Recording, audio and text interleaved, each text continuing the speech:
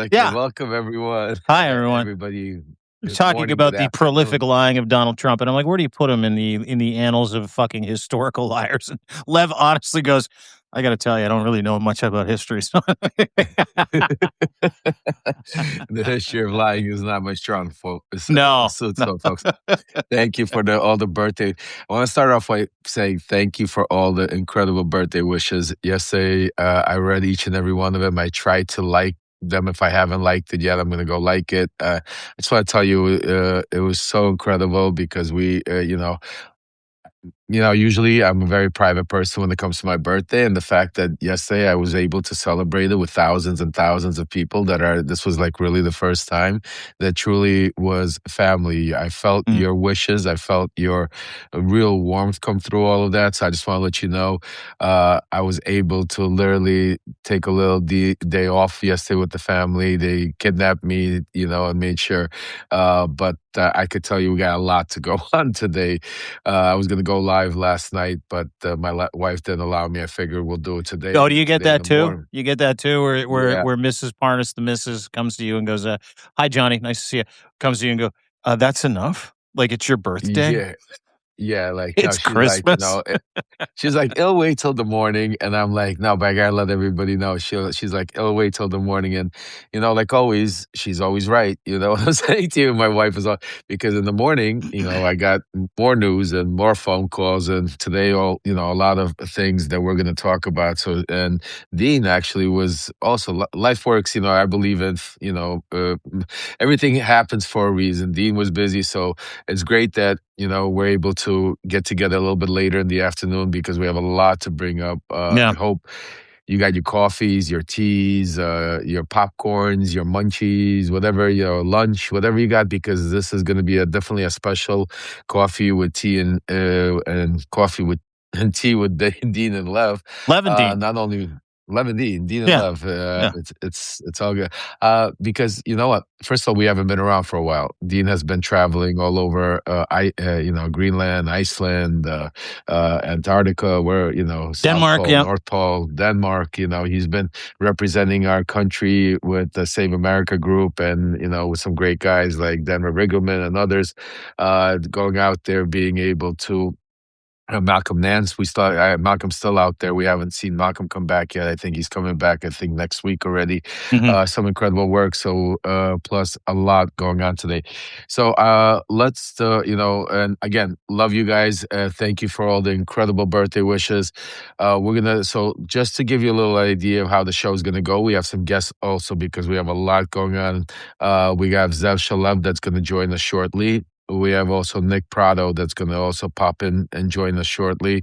Then we're also going to have a time for some of you because there's a lot of subjects, definitely. So if you guys want to come up now before the algorithm, because later on it gets delayed. So now's a good time. Dean will be on the lookout. If you have any questions or you guys want to come out, Dean, if you could, now's a good time. Like in the I'm on it, first baby. 30, 40, 30 minutes, 40 minutes, raise your hand, let us know. So this way, when we go into Q&A and when we go into bringing you guys up, we'll be able to know, we'll know who's there. So this way, we'll be able to do that. And then I just want to do definitely a quick shout out to my sister Ludmila. She's not feeling well today, folks. She had a little dental work done yesterday, and we need to send her all the love and the power of energy. She needs all that power of energy because she's All that power and a energy little she bit. puts out, we need to give her a little back. I didn't know. Is she okay? She all right? She's all right. She just, dental work is just, Sucks. Yeah. so she's out of it today, but she's here with us watching, feeling all your love. So give her, spread some love to her. Ellie, I saw is in the house. Ellie, leave her alone. She's not coming up. She's needs a little time with the family, but we love her that she's coming here and supporting and listening. But we have a lot of people that are, definitely it's going to be an incredible show. So keep smashing those hearts and make sure we get as many people in because we're going to go. I'll just give you a list of things that we're going to go over today, if I may, Dean, and then I want to throw it Oh, on yeah, to no, you please to set the table because it's gonna be a heavy fucking day, dude. Absolutely. yeah, yeah, heavy day. So, just it's gonna. We got some major breaking stuff having to do with Howard Lutnick, folks. Howard Lutnick. My son broke the news earlier today. For those of you that haven't seen it, but the connection between Howard Lutnick. Basically, the name of the show today is White House is in full meltdown. Full meltdown, folks. And I want you. It's great news. And it's also scary news. So this is why we're gonna go over everything today. We're gonna go over all the bad, all the good, and we're at the end. We're gonna figure out how we're gonna make this and save our democracy because it's all about action, not just reporting the news. So, we got Howard Lutnick, major conversation we're gonna talk about. The truth post about Donald Trump yesterday, the vile, disgusting truth post. Won't even discuss what it's about. It's about the Obamas. You know about it. We're going to talk about what some of my sources on the inside are telling me about Donald Trump's reaction to that. We're going to talk about Tulsi Gabbard, folks. There's some more information I've been telling you for days, for the past week. Tulsi's involvement in this whole Save America new proposal, which is really how to steal the rights of our Americans to vote. This group that's been formulated by Trump with the CIA director, the FBI director, the DA Ratcliffe, all of them. They're all in the group. And now there's new information Dean's going to read to us that just came out, literally breaking news within the past 40 minutes, Yeah. which we're going to update on. Maybe I'll walk away, make a few phone calls while we're doing it. But there's some breaking news happening with Tulsi as we're coming live with you. So we'll talk about that. We're going to talk about Canada, the Canada ambassador. Dean has some really inside info for us because these are stuff that the media is not even talking about, what the Canada ambassador has to do. Well, stay tuned because a lot. You're not going to believe this when we got to go. We're definitely also going to talk about the Epstein files, folks. Not only what's happening, and that's going to come out. There's some major explosive stuff. We're also going to talk about some of the involvement of Michael Cohen that I'm hearing that is getting. I mean, there's more dots that are being connected. The relationships and what I'm hearing in the White House, folks, is they're panicking because of not what has already come out. They're panicking what they don't know is about to come out. What could still come out? Just think about the 3.5 million drop. We've only, like I spoke to my son. I mean, he's only through like 300, not even 300,000 pages of that. He's probably, I don't know if he's in 200.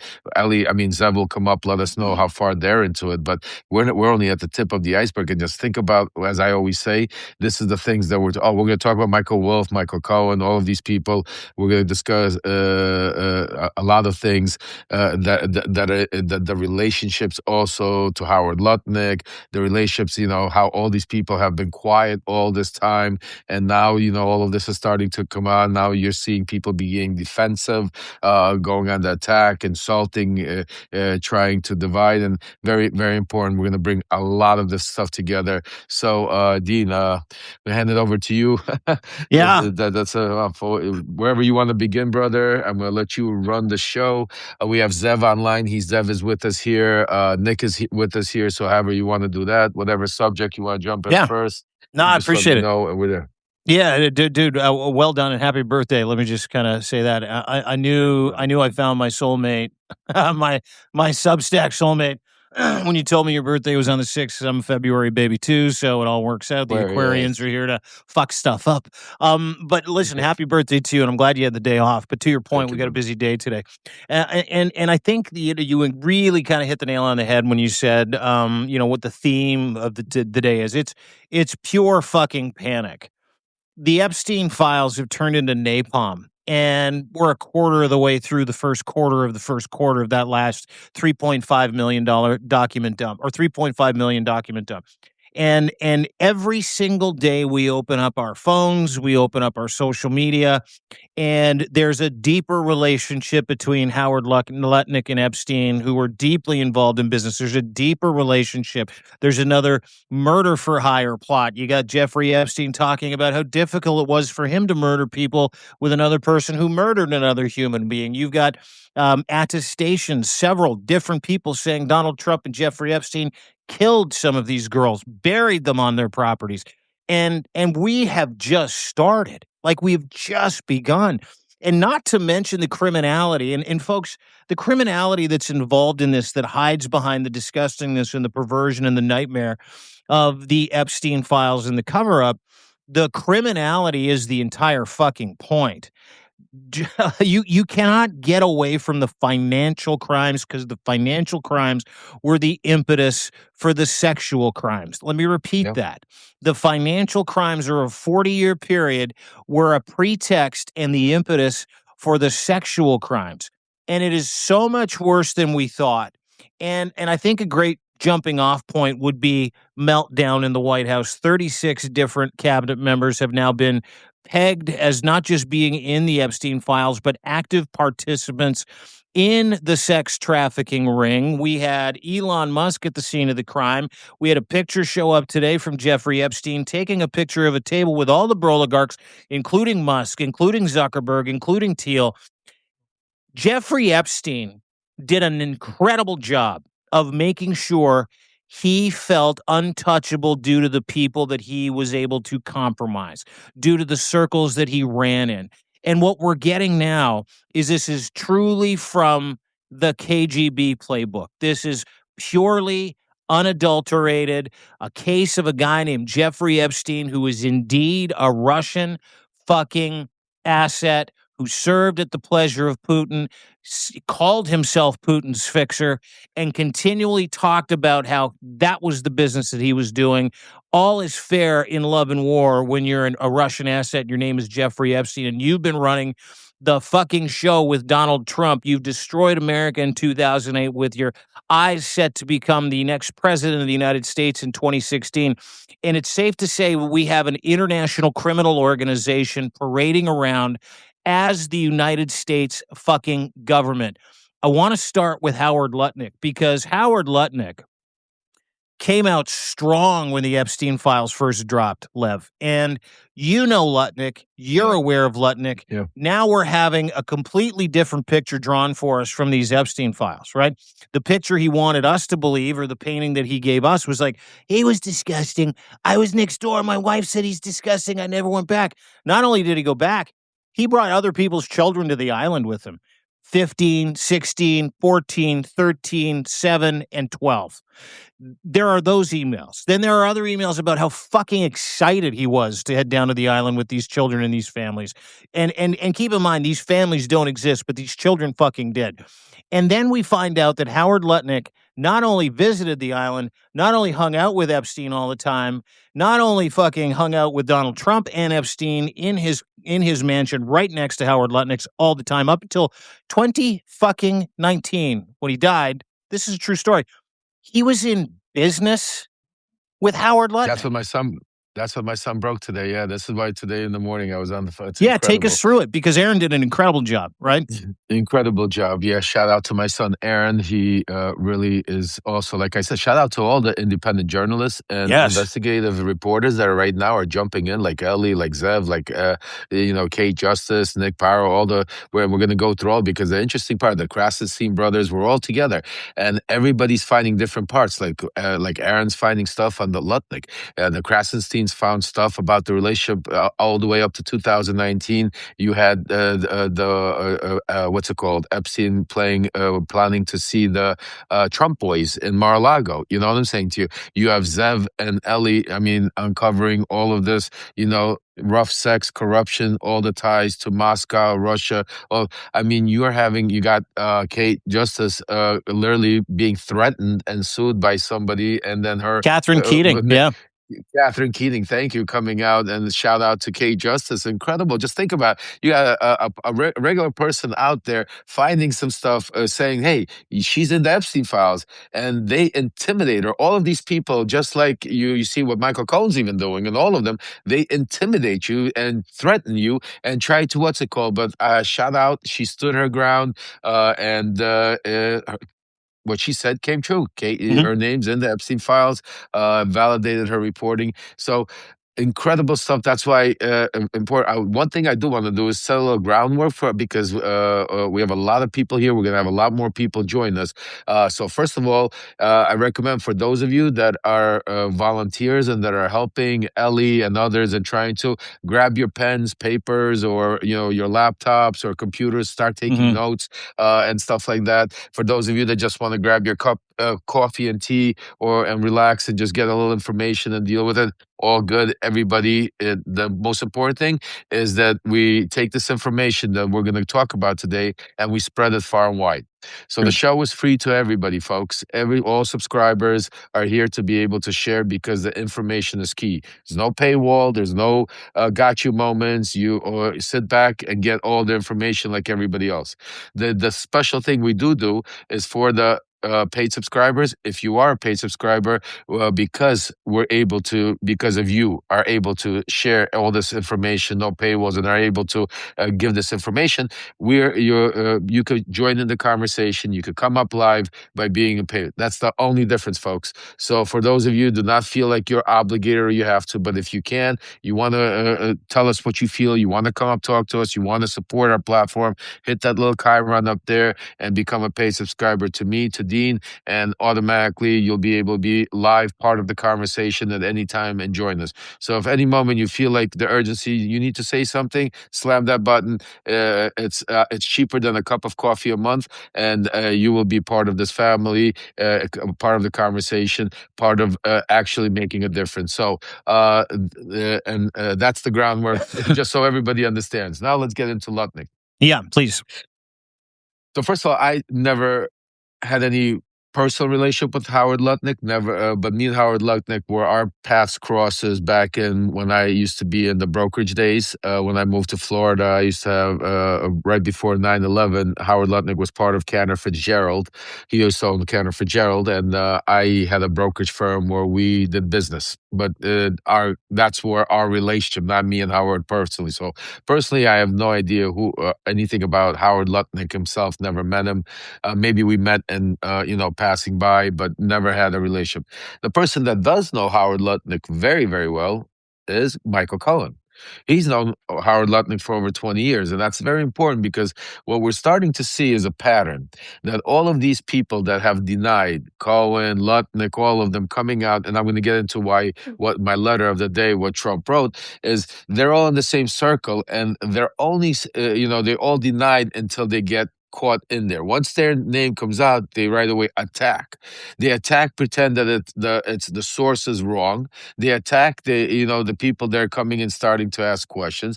But Hmm. the interesting part is if you think about it, the one pattern we've noticed, and this is how I want to start off with, is that, and I'm sorry, I wronged the wrong shirt today. I should have wore everyone is in the loop. Mm. Because the one thing we're realizing is majority of Trump's inner circle, not even people, and this is very clear, not only people in the White House, but Trump's inner circle for the past 15, 20 years, and going back to Epstein maybe for 40 years, but at least for the past 15, 20 years, Mhm. they were all in the loop. When I mean they were all in the loop, they all were aware of who Epstein was. Most of them interacted with Epstein. They're all lying about their involvement in Epstein, either because they're scared of their wives, either they're scared because of the business, either they're scared because of whatever the reason.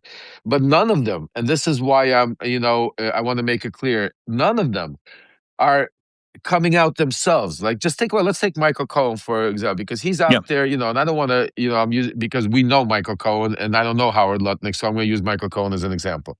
So Michael Cohen is out there right now saying we're trying to divide communities. We're trying to be, no, we're not. We're trying to get down to the facts. So Michael Cohen, fact one is Michael Cohen knows Howard Lutnick. He talks about it and that he knows him for 20, 30 years or more. They're like butt buddies. Always talks about how, reports on him, talks about how he's a good guy, family guy, all this type of stuff and everything else like this. Michael Cohen, even today, said, on his own podcast to his audience, said that he has never seen or heard of Donald Trump doing anything wrong when it came to the Epstein files or Epstein. Even till today, he's saying it like he knows nothing about it. Michael Cohen, you know what I'm saying to you. So and when you look at the pattern, and I want to get off now Michael Cohen, and you look at the pattern of Cohen, Bissett, Lutnick, Musk, Bannon, you look at it's the same pattern. Yeah. Bullshit. Thank you, Marjorie. It's all bullshit. They Hmm. are all in the loop. They all have some. Maybe bring Zev up because we're talking about the Epstein. Let me do it. I'm sorry. That's okay. Thanks, Yeah. guys. We're talking about Thanks, Epstein. guys, for reminding me. Yeah, No, thank you guys for but what you're reminding me. getting to is that they're all in the loop, but they're all in the financial loop, and they're I'm going to put a piece about this later. They're not just morally flexible; they are morally fucking bankrupt. Yeah. And so morally bankrupt people who knowingly do business with a pedophile because the stroke is too good on the other side. They're in the in group, which is, you can argue going back to Cohen that that's his big issue is that he's not in the in group, right? He's still apparently, in my estimation, this is my opinion, looks like he's running interference on behalf of the in group that he wants to be part of. Now, this in group, Lev, and I want to ask you about the in group Yeah. because the in group looks like his entire fucking cabinet. The in Yeah. group looks like every member of the broligarchy. And, Yeah. I had an epiphany this week, and I want to ask you a question because whether it's Lutnick, whether it's Besant, whether it's, Reid Hoffman, whether it's anybody in his cabinet that is mentioned in it, whether it's Elon Musk, Mark Zuckerberg, did he just intentionally surround himself in this iteration of people who were also he knew were impugned by the Epstein files and knew they had just as much to lose as him? And so, if I go down, you go down? Because that's the fucking direct feeling I get. No. They're not that bright. You don't understand what happened. Let me give you a little. And hey, Zev, hey, They're Zev, not that bright. welcome. They're no. See, this is they. Let me explain to you. The cover up that's been going on for all these years and all these different administrations. The Mhm. one thing with the cover up that changed now is they all this information was kept so sensitive and covered up that it was never released and never like really spoken. People just like kept putting it under the rug, under the rug. When Trump was in for his first administration, a lot of people assumed that he had control of the DOJ like he has control of it now, but he Yeah. didn't because didn't have the same relationship with Bill Barr. So he didn't have access to the files or stuff like that. Bill Barr did. Bill Barr knew what was going on, so and that's why with Zev, we're going to speak about Bill Barr's involvement and how Bill Barr his name comes up there and how Bill Barr knew and how all of a sudden these conversations with Bannon and right prior to his arrest and where he's talking about all these different stuff and so yeah, Bill Barr though, but Trump did. So Trump ran on that platform of we're going to release the Epstein files, but Yeah. what Trump didn't realize he's all over the Epstein files, all of his people are because these are you got to understand Lutnick, Trump, all of them, they ran in the same circles. This was the elite, Epstein. Yeah, but are they all That's finding out they were in the Epstein files together? Like, is that is well, that just a well, because coincidence? because how would Howard Lutnick know that there's an email between because this is not I'm saying to you that's going to come up. These people don't think this is like 30 years ago if that's even called they couldn't even imagine the stuff as some of it's coming out. Yeah. That's why remember Trump's words to Marjorie Taylor Greene. A lot of good people are going to get hurt. Remember, he said to her a lot Yeah. because what Yeah. happened was because let me tell you what happens. Because when he got into office, and when Pam Bondi, and when Kash Patel, and when they really got a hold of the Epstein files, and when they started going through them, and you started hearing the scrubbing and all of that, they had a conversation with Trump. This was that July 4th weekend when July 6th they came out and said there's nothing to see here. It's an end, and Yeah. told him this is what it is. Trump didn't know, just like Trump didn't know the Russians were, all over him and the honeypot operations, and that they're still. Trump didn't know. Trump lived. See, people forget who Donald Trump was. Donald Trump was somebody that was involved with mobsters. Donald Trump was somebody that was, corrupt unions. Donald Trump was somebody that intimidated people. That people forget, who Donald Trump was in the 80s, 90s, and how Donald Trump made his wealth and how and all the scandals, the corruptions, I'm saying to you, the women, the all of that stuff. But this is the crowd they ran it. Yeah. This was all that. That's why. So now, what Epstein was the link to all of them. So now we're starting to see how they were all in that, and they're all liars, and that's what I'm saying to you. So right now, the biggest panic, and I'm going to pass it to Zev after this, is the biggest panic that I wrote about it, folks. If you haven't, go read the Substack. I just put it out literally an hour ago. It's basically the White House meltdown is the unknown, because now it's not what Trump or because everybody around Donald Trump, people in the GOP, people there are what else is out there that's going to come out in this 3.5 million dump that has it? Because every day we're seeing explosive. I mean, every day it's one explosive breaking news after the other. So what is else in there that's unknown? A and B. What is he holding back in those other 3 million files? How bad could it be, and what's going on? So on that note, I'll pass it on to you, Zev, because I know there's a lot to uncover there. Yeah. Hey, Good morning. buddy. Good afternoon. What's up? How are Good you guys? afternoon. Happy Nice to birthdays. see. Yeah. Did I hear happy birthdays, you. not just birthdays? Yeah. I'm on the Yeah, 12th. yeah, He's on the 6th. We're both Aquarians. We're rock and rolling, yeah. Yeah, dude. When I meet him, we're going tip to tip. I'm just letting you know. Okay. I'm gonna hug him. We're going tip to tip. Yeah. Just because we're both Aquarians. Whatever you guys want to do in your own private time is okay with me. I'm fine with it. I know, buddy. Happy birthday to you, Lev. And Thank you, to you, Zev, Dean. brother. We'll have a party for you. We should. Thank you. We could just turn this into. Listen, there's nothing I love more. Like if someone asked me what I want to do for my birthday, it would be to hang out with you and Lev on a Substack Well, Live. how about this? Uncovering the shit. It's kind of sad. I'll give you but both. it's true. I'll give you both an invitation. Join me on your birthday on the 12th in Washington D.C. I'm coming. as we're gonna go kick Pam Bondi's ass. And so, did you? By the way, anyway, before we get to Zev, did you get per? You're going to be in Washington on the 11th, 12th. Is that correct? Yeah. We got the tickets. Oh, dude, I'm coming. There. Yeah, fuck. As soon as we get off, I'll book that ticket. I'm on my way. I'll talk to you. Yeah. Well, I'm speaking to Jasmine Crockett, Congresswoman Crockett, behind the scenes. So the plan is, and I'm speaking to some of the Epstein survivors, is to get them front row with me and our incredible team, Zev, Ellie, and the Krasenstein brothers has joined, Kay Justice. We're going to put together whatever we can to the best of our ability, because I know there's so much and every day there's more and more coming, but we're going to basically open up the line of communication and give them, start handing them tranches, because the one thing I could tell you is they don't have the capability or ability to uncover the Epstein files, put them in relevance, connect the dots, like our amazing team here on Substack, like Zev, Ellie, Kate, Nick, Aaron, my son Aaron, the Krasenstein's brother, what the work, and all of you subscribers that are helping anonymously, the volunteers and stuff. So shout out to each and every one of you. So they don't have the same capability. So we're going to do some of the groundwork for them, deliver it to them. So this way we could keep putting the pressure on, because the one thing, and we're going to talk about later, that's going to save our democracy, the quickest way is these Epstein files and the pressure, because that's the one thing that unites this country right now, folks. And he's, with everything that's happening and the way everything's exploding, he's like literally on the trigger to press that insurrection, martial law, cancel the election, whatever I have to do to stay in power. So we'll get into that. But anyway, Zev, all yours, brother. Sorry about that.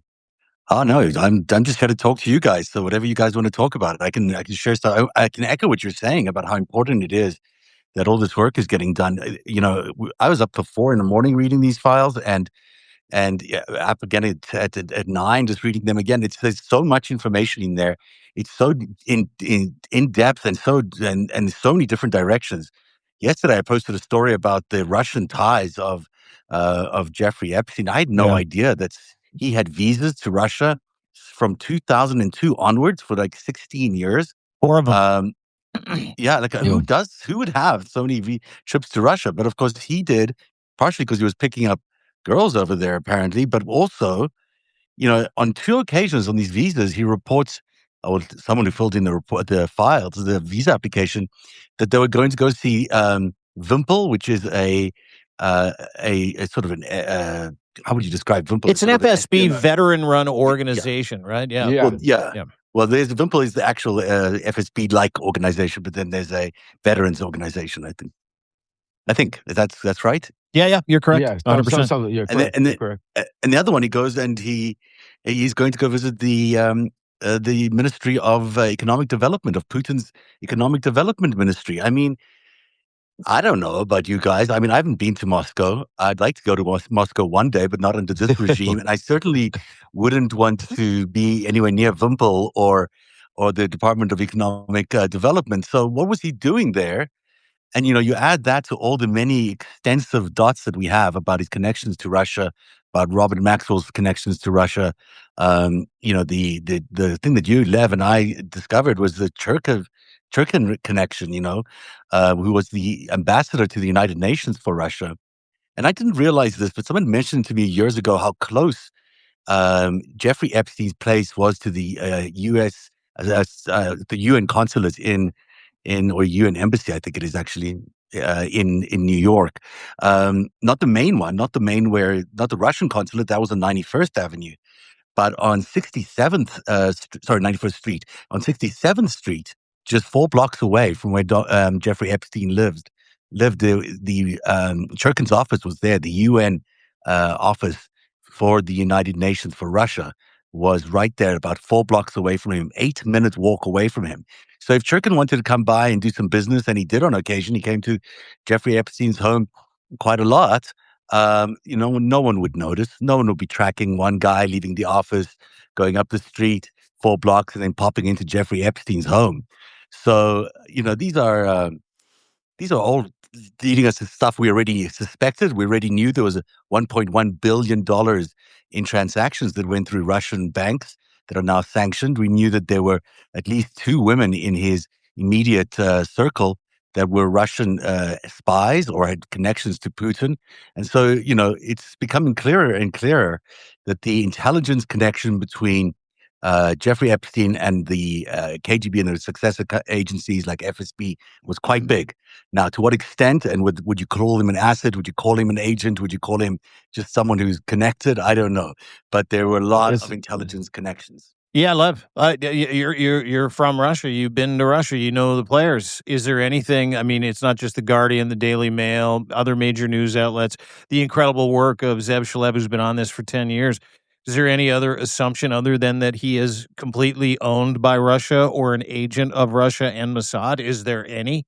I mean, because there was an email that went out today that I saw that was redacted, and what was redacted was Netanyahu's email address and Netanyahu's picture with Jeffrey Epstein. So my question to you is this a full-on capture by, the FSB in Russia? Is that what he was?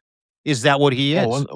100%. I mean, just you gotta understand something. Like you got, I mean, to be, and I was somebody I could talk from experience because I was not as powerful and nowhere near Jeffrey Epstein's connections worldwide because of his financial. Also, but I was at a very tip and a glimpse of, about it because I had the power of Donald Trump and the presidency at that time behind me when I traveled and met with these individuals. So I could tell you one thing. Yes, when you get into those circles and when you're dealing with the what's it called, it's a different level, it's a different ball game, it's a different. But the one thing that Jeffrey Epstein, I guarantee you, wasn't realizing because and I saw a lot of because I remember my background. I was in Russia in the fall of the 89, 90, 91. I saw the beginnings of the manipulation of the American system, how money was being made, how when the flow came over here, I was part of giving them the L1 visas. It's part of that whole flow. So I saw it all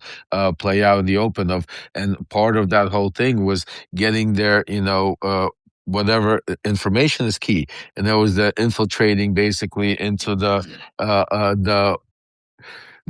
power, the elite, the rich, the connected. What I'm saying to be, and once they would get their hands, I guarantee you, Epstein, and that's why, like you see, he was. They made him feel like a king. He probably didn't. I don't believe. Again, I will see it. I don't think just from my option that he was one of these like where okay, here I'm your agent. Like 007, and I'm your agent. He I'm didn't have a 007. contract with the FSB that you can Right. point to. Yeah. No, but he was definitely being used, manipulated, and told and acted on behalf because it benefited him. Yeah. because these people do things, same thing with the Mossad and Israel and everything. Yeah, Epstein was doing, and the way these intelligent agencies work, that's how they set it up. Even how Donald Trump was used and set up through all the years, because they knew he was corrupt. They knew he was what, so they would set up situations and then bail him out of those situations. Do you understand what I'm saying to you? Because they knew it would benefit him. So, they didn't have to come and scare Epstein and saying this and that. They would give Epstein what he wanted, either a contract or a deal or some girls or this or that. And in return, Epstein would give him, oh, by the way, when you see this one, get me some, or did you hear anything about this? It's like, it's a different level. If you're ever been to the golf course and you're just shooting the shit with your, or what's it called? Just, this is the type of shit, but on a major, major level. It's not, that's as crazy as it seems, but that's how it rolls. Someone described it to me as a clubhouse, that Epstein's Yeah, exactly. place was a clubhouse for all the richest and most powerful people in the world. And Yeah, whatever happened in there was supposedly going to stay in there because that's the impression he gave yeah. people, that's how secure that location was. But if you make it, from the Russian perspective, how great is it to be able to not only get all this inside information? I mean, some of these young women that came from Russia were actually spies, were sleeping with these guys, but also They're still getting here. information They're about still the here. business. These They are. sorry, yeah, Some of still them are are still today. Yeah, here. Some of them are still still married to them. Some of them. intertwined, still married. Some are still mistresses. Some are still intertwined inside, so deep inside of Trump world. I can't even tell you. Go ahead, Zev. I'm sorry. Yeah, no, I think that's absolutely important for everyone to realize. This is not stopped. This was, Epstein's network is so vast, and there was so many women. And imagine from Kremlin's perspective, not only you're getting inside information from these victims, these business people that you're spying on, you're also getting all this compromise at the same time, which means you've got exactly what you need to get them to do whatever you want them to do. So how great a situation for them to have both of these things, have all these powerful people and then have the evidence to use against them if they needed it. And every major politician and every major business person knows that this is how it's done. There's always these behind the scenes trades, whether it happens in Congress through lobbyists or other things, where they say, hey, you want to rethink that. You want to rethink voting on that bill, because if you vote on that bill, you're not going to get elected next time. And because we've got the goods on you. And that's just how politics really work. Yeah, everywhere. Unfortunately. And Epstein was a specialist at this. So what came first, Zev, Lev? You guys would know. What came first? Did Epstein, was he compromised by Russia? He seems like he was a little smarter than Donald Trump.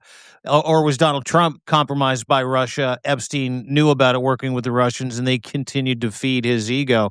Because, Lev, what you're saying is true, and Donald Trump is only now coming around to realize that Russia and the FSB has surrounded him and made all of this possible. He must be the dumbest motherfucker on the planet.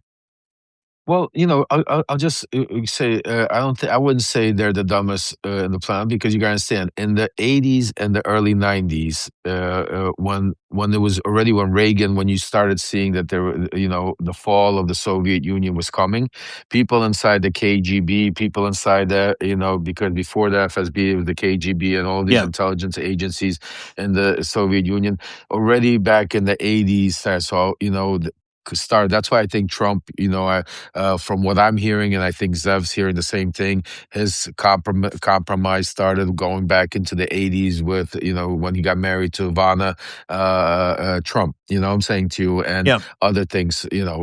Epstein. I don't know how far, how long, and maybe Zev might know better, or we might know in the records when his first relationship started. But I would also probably say it would have to have been somewhere in the late '80s, '90s, because that was when the real push by the KGB was here and to infiltrate here. That's when you saw a lot during that commotion, during the fall of the KGB, during that nobody understood who was who. That's when I remember a lot of, these oligarchs, all these politicians underwave, smuggled a lot of money overseas, used like Trump Towers and others and the Witkoffs of the world to clean up their money, intertwine themselves into society here, and are now, what I could say to you, I mean, very, very strongly. That's why, like, some of the things I've been, me and Zev speak offline sometimes, and I'm still working on. But, when we get the full evidence and the facts, the way we could break it to you, where we could connect the actual dots, without just, what we're talking about, actually, like, I think, what Witkoff was told by Dmitriev about what they really have on Trump over the past 40 years. And Epstein is just the tip of the iceberg, because Trump was surrounded by a vast majority, because he was so, he fit all the molds. He was crooked, he was flamboyant, he was rich, he was ambitious, Pervert. he was, yeah, he Yeah. had he had a pervert, so he had a lot of things in his closet. And at that moment, he dealt with the mob, which was perfect for them, because that was, Roy Cohn and the facts. So that's what I could tell you. So I don't know interesting. who came Yeah. first. Yeah, I don't know who came first, the chicken or the egg, but I would say I'm curious to see, Zev, what time frame, how far back Epstein goes with the Russians, Yeah. because I would bet to assume Epstein it would goes have been back. around it. Yeah, it goes back to like 1987. I think is his first trip to There you Russia go. with There you go. Esther Dyson. There you And go. back then it was kind of difficult to get in, and they went into a very unusual Yep. territory. I think they went to one of these You couldn't cordoned get off in. nuclear zones. You And couldn't so get in. everyone's surprised that they got in that deep. Esther Dyson also landed up helping Masha Drukova and that other Russian spy that was with Epstein a lot, settle in the United States. So Dyson becomes an interesting figure as well.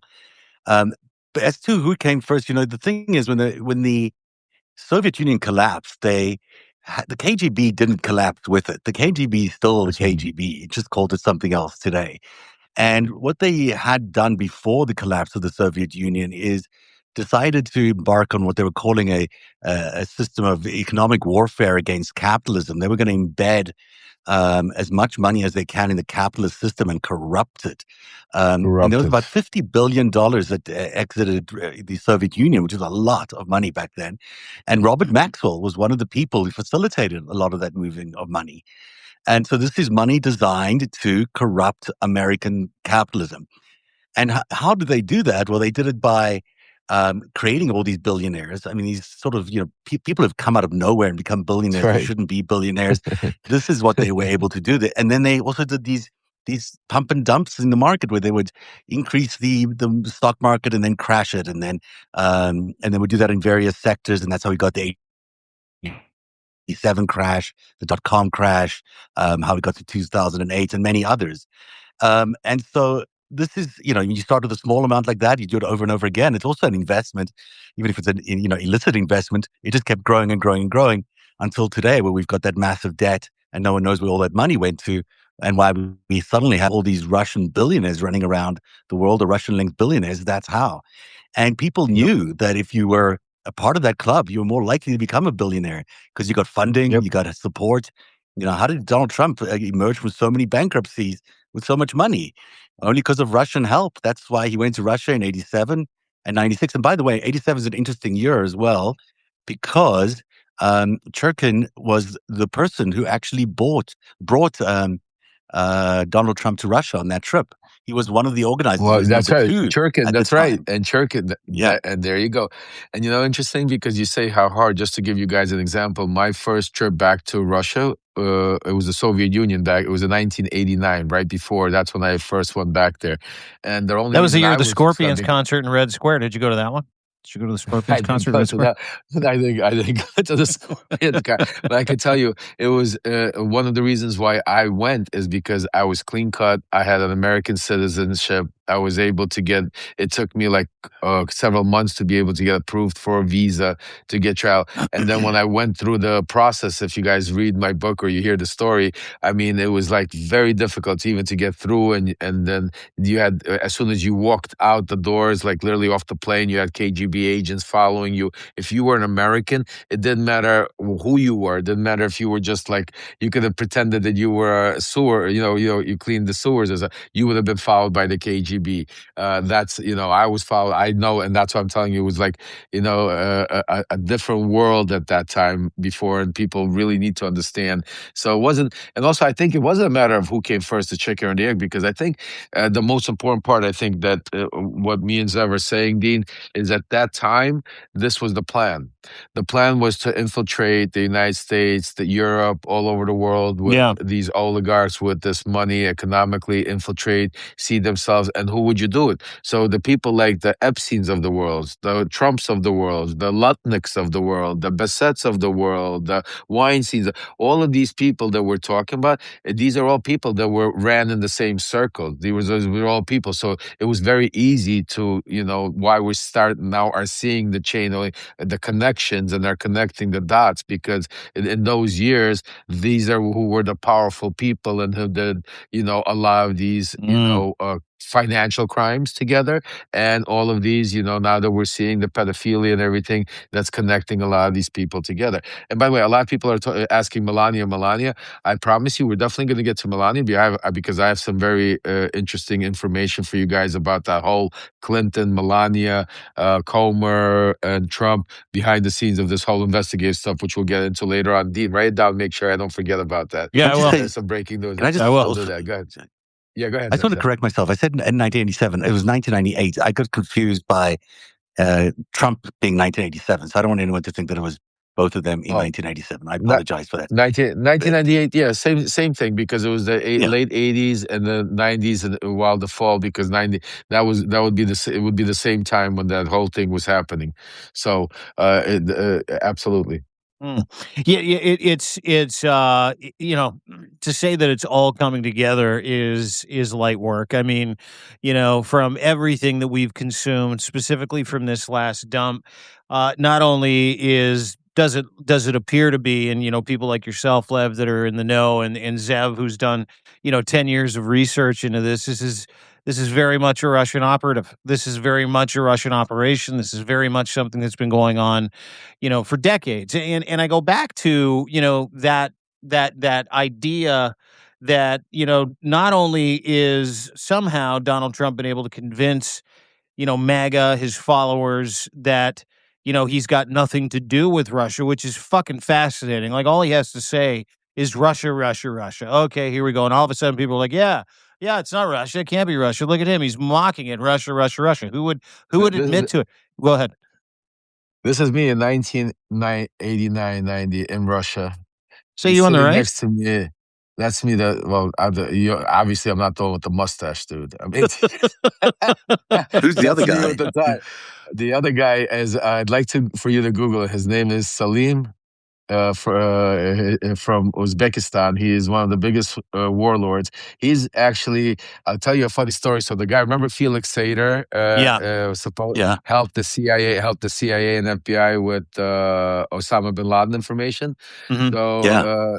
Salim was the one that helped Is him that with the Salim information. Yeah, yeah, Abdullah? Abdullah. Wait, I Yeah, think yeah. I, He's yeah. Wait a yeah, second. I know yeah. that So guy. he was like my grandfather. He was my grandfather, and Wow. so just so you understand, yeah. He was my. This is me You and got him. pedigree. And this is in Uzbekistan. This is 1989. Just so you understand. And just He a fresh face, well 19-year-old Lev Parnas. he ran. He's like close to nine. It was him and Gafoor. Gafoor is in Dubai right now. They ran the country basically. I mean, from and Uzbekistan. Just so you understand, I'll give you a little history. When Salim was the one that allowed them to use America to use the air bases when we in the attack in the Iraq War, when we were using the bases. So I mean, we could talk about other stuff, but I'm just saying. So that was like That's my grandfather. fascinating. Was he? They were involved in the drug trade, right? I think Yeah. into The Colombia and a whole biggest, bunch of other the places. These biggest. were Well, narcotics. that's how I told you the black money came in and funding the war against Ukraine, Right. and Iran and all, and that's why Gafoor has been in Dubai for so many years, because he gets what's it called? Nobody touches him there. Put it to you that way. Yeah. Protection. Right. Yeah. Protection. Yeah. So and we'll talk offline about that. But I forgot to tell you about that connection. So that's also very important, Zev, to understand how back in those days, because these were some of the main players that were involved in structuring, but he was like behind the scenes. But all of like the players like Berezovsky, all of them, they bowed down to guys like Salim. Salim and them ran the, like they were part of the board that put Putin in power. They were behind the part that Putin put. Right. These were Putin's partners in the back. Also, Semyon Mogilevich, right, was one of those guys. Semyon Mogilevich used to be Dmitry Firtash's partner. I met Semyon. The first time I met Semyon Mogilevich was in 2000. Had to have been probably around 2009, maybe 2008, 2009, in Ukraine, actually. Wow. What's he like? Yeah. What's he like as a person? He's an interesting. I mean, listen, they're so powerful. It's like, it's a different world when, you meet with them, especially somebody like me, it's like very much respect. I mean, they control the world. I mean, they talk about living life to the best. The way they live life, the way they spend money, the way they enjoy things. I mean, some people wouldn't even believe the type of things that they do. But at the same time, they control and rule. Like Simeon, like at that time, he was taking over, I think, Budapest and like that part of Romania, and moving into there. If I'm correct, I don't remember if it was. Yeah, he's also Romania connected to Robert Maxwell, because he was Robert Maxwell's business partner. Well, Ghislaine's dad. Yeah, well, Ghislaine's dad. Yeah, he was Putin. He's the main, like, he's the godfather of the Russian mob. Like, I mean, he is. If you had Ivankov, if you remember, there was actually the Ivankov, which was, they called him the Japanese guy, Yaponchik. Yes. So, I can't remember the nickname. Yes. Yaponchik, the Japanese guy. So just so you understand, he stayed in my house when he came here to the America. When he got arrested, like literally. We were together that night till 3 a.m. at Troika, the restaurant in New Jersey, where they were. And then the next morning they arrested him. And just so you understand, I used to deliver packages to him to prison when he would write letters. So just so you understand, dude, you're fucking the most colorful guy on the planet. Yeah, like, I'm gonna come down to Florida and just talk about Lev Parnas from 1985 until 2016. That's all I want to talk about. There's a movie. There's a fucking couple movies there. Let's move into Ghislaine Maxwell if we can. By the way, just to give you some for our subscribers out there, that just give you a little fun stuff about Michael Cohen, because we're talking about that time frame. So around 2000. Oh no, this go back 1990, around 1995, 93. So there were some very powerful Russian individuals that came from Semyon Mogilevich's group here to the United States, part of Ivankov and that whole group, that were making, they were like bonding with the Italian mob on Brighton Beach, like they were, because earlier the Italians and the Russians were more like the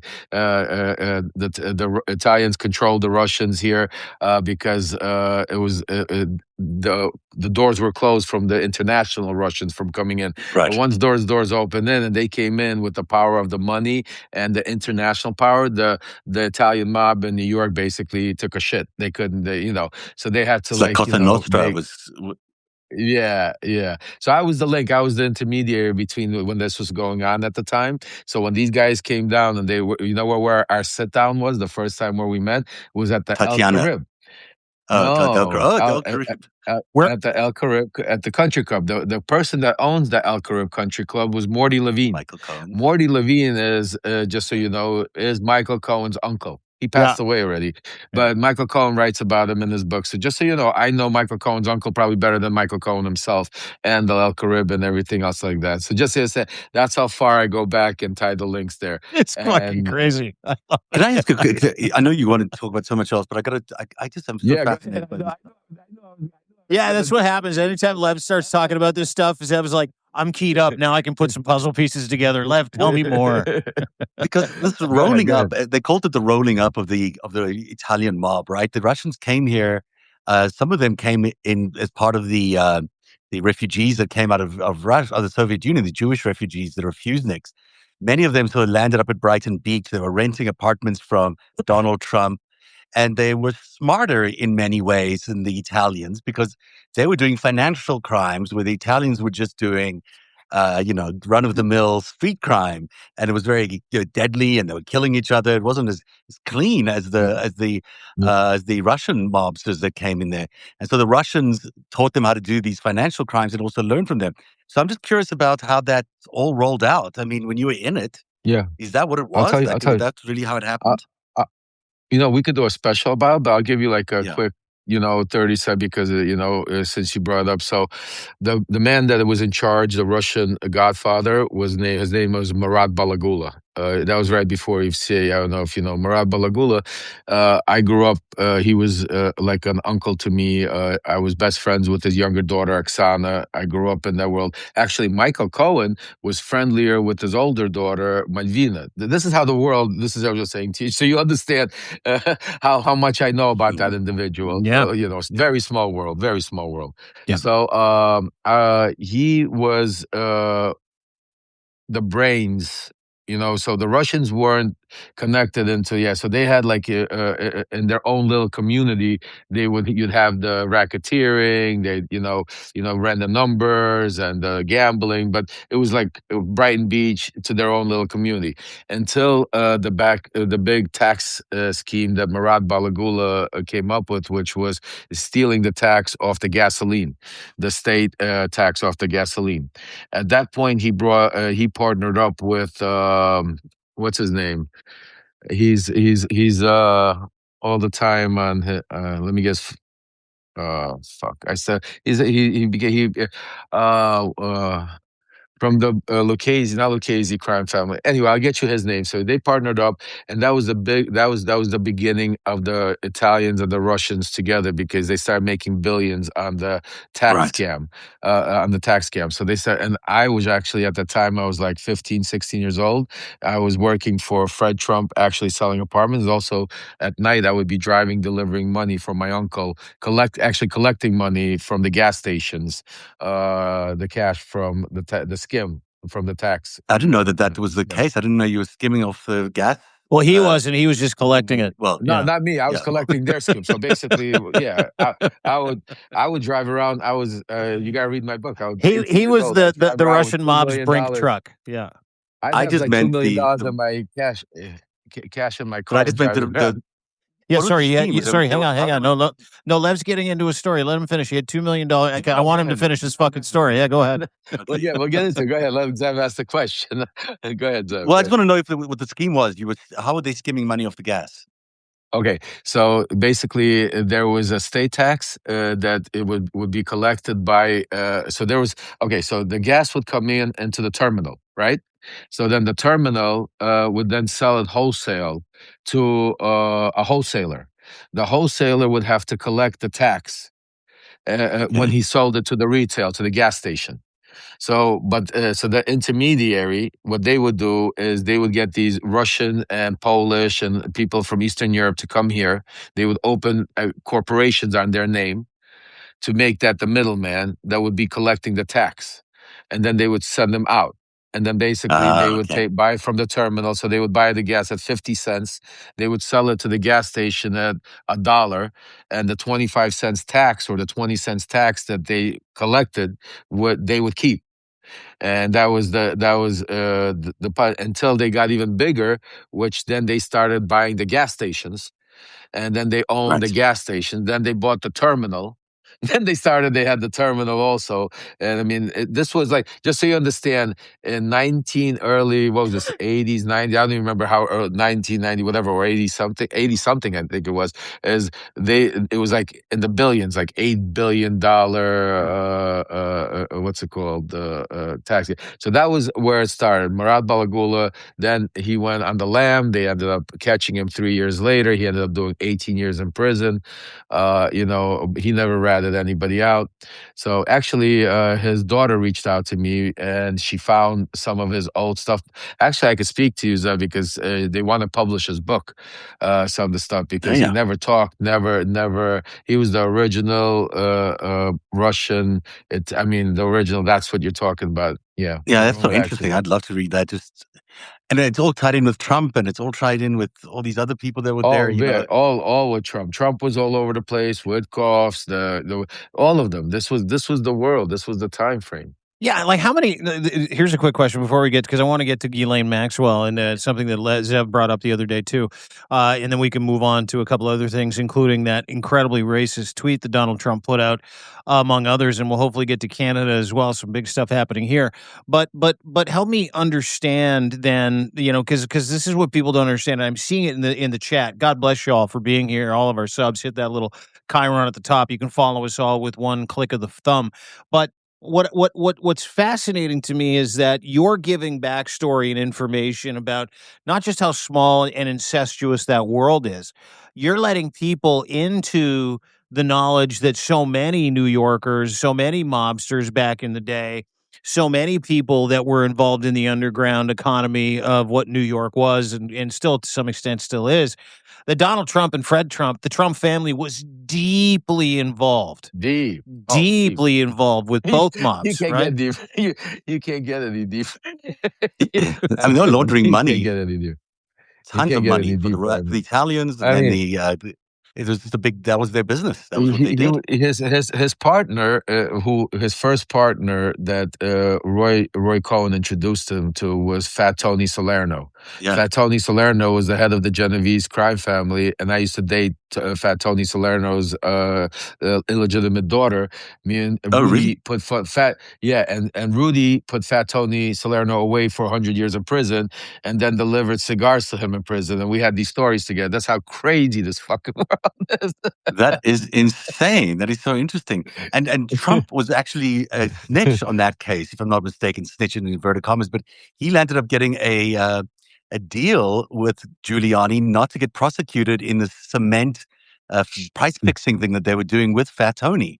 So Fat Tony went to jail, and Trump didn't get to go to jail. So Trump's a rat on top of all of it. Yeah, I did. No, definitely a rat. So he's stayed out of trouble for so long.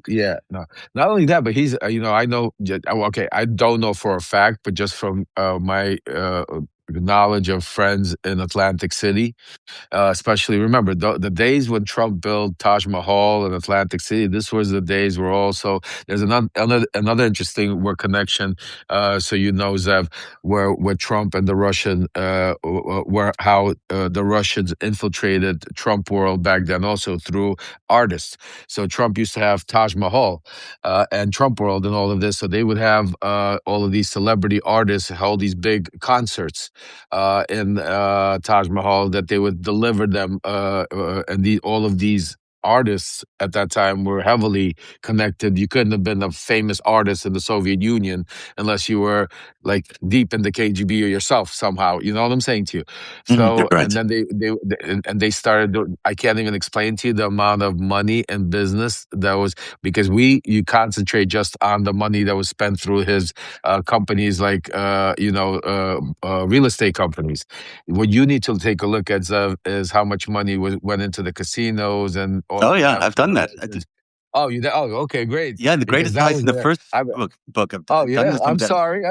I love you. No, it's fine. I'll give you an example. I'll give you another story. So I'll give you a typical day. Like this would be a God. I feel like I'm just watching this podcast. This is incredible. Go ahead. So I'll give you like a Friday or a Saturday. Like I'd go collect. So my routine would be I'd come to the office right in the morning, like around 9:30, 10 o'clock. And is the office the back room of a butcher's shop? In this case? No, it would be like just like this office in New Jersey, like like 500 square feet. All right, like in a strip mall. Yeah. It was in the second floor. There was one room where the secretary, like the girls, sat there, where the guys would just meet, and then there was another room there where they had machines to count the money. You know what I'm saying to you? That was basically it, you know what I'm saying to you? Because what we would do is we'd meet in the morning. It was called Moon Oil. The name of that company that at the time was called Moon Oil. And I would in the morning I would come there. I'd get they tell me like where I'd go and I'd start. So the company was in New Jersey. So my route would be I'd start from the morning and I would drive all the way down south to like towards Atlantic City from north like New York and all the way up, and I'd stop at all these gas stations and I would collect either checks or cash. They Oh, would pay for the gas that was delivered overnight. And a lot of the gas stations would be big Mobil, Exxon that would literally have our gas delivered at night so nobody would see it because they couldn't buy gas from because they would have to like say pay for Mobil, Exxon, like because if you're a name brand you'd pay let's say $1.20. We'd sell it to them for $1. You know what 20 right. cents on a gasoline, you can't even imagine the millions Huge. of Yeah. dollars. Right. So they would so in the middle of the night we would deliver the oil, I mean the gasoline to all of these, and then I would collect the money. So by the end of that, I would usually have anywhere between $1.5 million to $3 million cash, and then all Wow. kinds of checks and stuff in my trunk. I'll never forget. I had this white Lincoln Town Car. It was like 1989, I think, or 88, or some shit like that. Like the big monster, like Lincoln Town What Car. a And I was this scene. young kid. Oh my God. So I'd come back to the office, typical Friday. Some other guys, I wasn't the only runner. We'd all come to the office. And then from like 5 to like 6 for the next like hour and a half, 2 hours, all you would hear, the machines go, And people think that that you would money hear it. didn't cost anyone money, but it actually, that's what increases the price of gas for everybody. And that's why Yeah. I mean, inflation went up. And that's why there was all these. So everyone always says that these mob crimes don't have victims, but everyone's a victim in some ways yeah. because Oh, that's how absolutely. that's profit gets passed on. Absolutely. So watch how the profit went passed on. So let's say there were $10 million that daily take. So like my uncle Arcady Safer, he passed away already. But and the other guys, their partners from Rasputin, that restaurant, they grabbed let's say $2-3 million out of that take, and then we'd go to Atlantic City. We go Trump Taj Mahal, and they'd leave it there, gambling all night long, leaving it there. Like this would be like a weekly routine, like just some stuff, just simple stuff like that. Like Well, that's what Ivankov did, right? That's what Yaponchik did. it was, And that's you're why pointing. I, I think he was the reason. He was already. He was. I think he decided, or maybe even the Atlantic Gaming Commission landed up citing him as being the guy who used to launder a lot of money. He used to bring suitcases of cash to Atlantic City, and Yeah. Trump would just clear it for him. They'd run it through the Well, we did that. casino, and then We would that do it. money would land up Yeah. being. You would do that. So you were doing that with these guys, and Trump fully knew what he was doing in these Atlantic City Okay. casinos, Okay. right? Let me reframe it. Trump was not collecting. Stop. Not. Let's not make it seem like I was handing bags $2-3 million. Like the No, not casino. Trump. He was But like, Trump knew full well that guys that were coming in with those suitcases, he greenlit them and said, "You guys go right ahead." Listen, Right? it was put it to you this way: it was obviously green lit because it was going into the casinos. It had to Yeah. be if it was a Trump managers, whoever. But these were all high rollers. We would coming in with $2, $3, $4 million in cash, sometimes even more on a weekly basis, and literally they would hand it over, then they would go play some, and some of it, whatever wasn't played, would get wired over into what I'm saying to you. So Yeah. that's how the money. So we did that in Las Vegas also. Yeah. Basically Of you course would you put the did. money, and then you'd get it wired back, and then the money was clean because it was like you won it at the Yeah. casino where you was. Because back then the Yeah, IRS minus codes were a lot 10%, different in right? Texas. Look at 10% went that, to the house. What a That's what it fucking cost. life you've led. Oh my God. It's funny because you mention these things, you touch on them. Maybe we had to get to know each other over the past year for you to unload some of these stories. But the reason why I think you're sharing could be me, and I think everybody here is kind of tuned into this, is that not only, that's how you survived back in Brighton Beach, being the son of immigrants, being involved in this community, but you had a front row seat to see how fucking corrupt this guy was. You had a front row seat to see, why, and 40 years later, you now have not only a front row seat to narrate who he's in business with, why he's in business, but the fact that he's literally doing the business of the Russian mob to date as the Yeah. fucking president of the United States. Yeah, I mean, it was all of these things were like, these were seeds that were laid out over the years that have come to flourish right Yeah. now.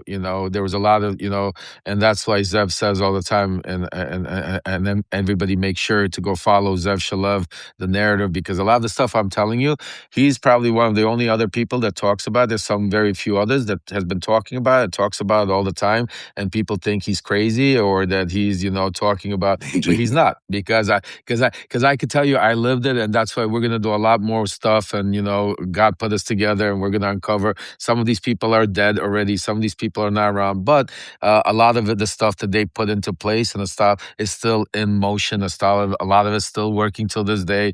A lot of different names have changed, faces Sure. have moved on, but the systems have stayed in place. And one of the things that you know what I always say to myself, if I ever would ever get into Congress, if I would ever be like a congressman or a senator, I would flip shit upside down. Oh boy. The shit, You should run.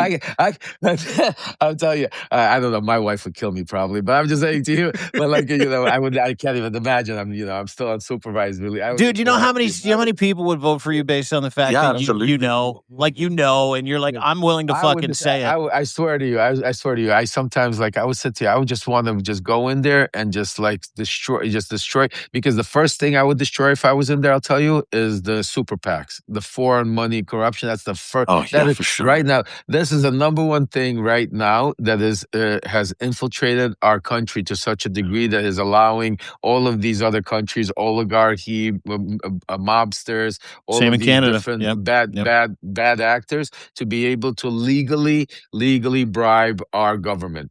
And what you're seeing Donald Trump just exploded and took it to a different level, Yeah. right in your face. But it's been going on and it's going on. So that is the first thing, because when you stop the money, then you can start. Because the reason why these people sit there for 40 years in office and don't want to get out is because think about how much they walk in with $100,000, they leave with $100 million.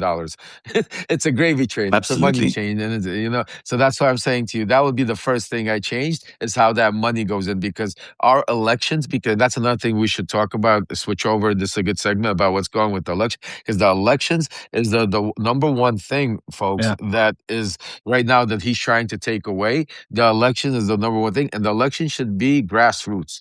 Election should be, everybody should be equal. It shouldn't matter if you have $1 billion or I have $10,000, but the most we could donate is $2,000 or $2,700. We should be equal to that, because our voice should be equal. It shouldn't be that because you have $1 billion and you can write them a check to a super PAC for 100,000 or $1 million, and I'm going to write a check for 2,700, and obviously my voice doesn't matter. And that's why we started learning that the voice of the American people stopped mattering, because it's the oligarchy system that the KGB, that Russia has implemented around the world, is what Donald Trump is trying to implement right now. No, Zev?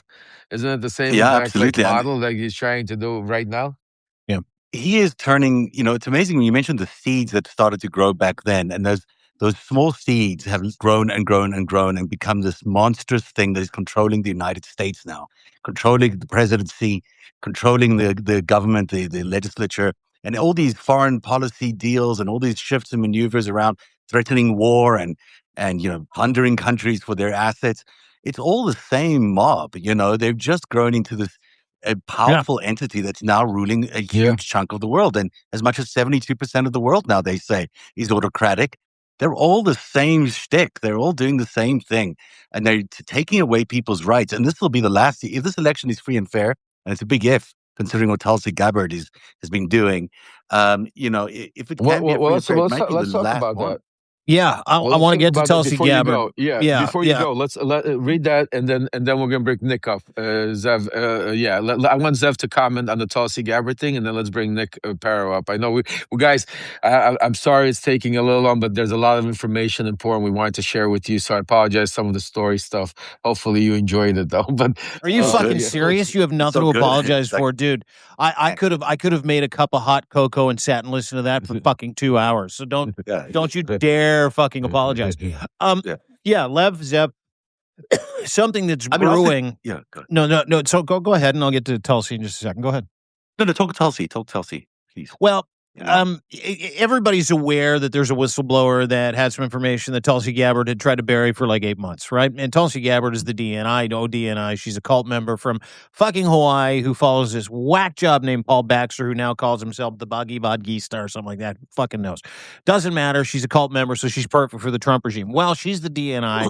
As you all know, she helped Trump, and depending on who you ask, she said Trump sent her there. Trump said Bondi told him that DNI Tulsi Gabbard needed to go there.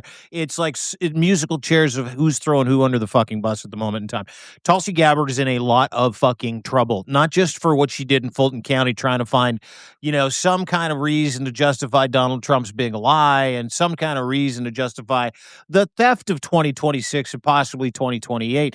But it also came out at the same time that she had obtained a Smartmatic voting machine in Puerto Rico and was fucking around with that as well.